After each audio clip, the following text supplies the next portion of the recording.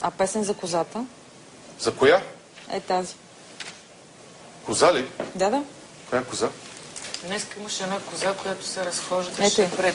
Изневиделица и се разходила в центъра на селото. От едната и страна с ярък спрей било изписано партийно име, а от другата страна номер 22. Козата дойде от зад магазина, мина покрай секцията, оттам влезе в парка, този парк тук, завъртя се, мина точно тук и продължи с худовите кози за козарника.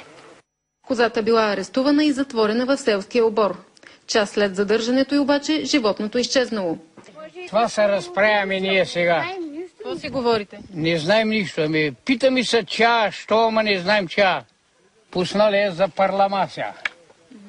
Тук е само за джумбиш. Тук беше много народ и всичките я видя. Не съм само се видял, много хора. Някой прави агитации. За мен е това. След кратко издирване, BTV откри козата, както и нейния собственик. Той твърди, че някой е злоупотребил с животинчето му. Не съм ги надписал аз. А кой? Ами не знам. Ти къде я върза да пасе сутринта? Там да. И?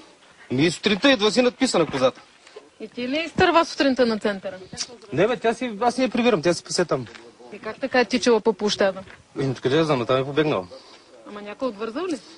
Сигурно, да, скъсава се или отвързал, някой е написал.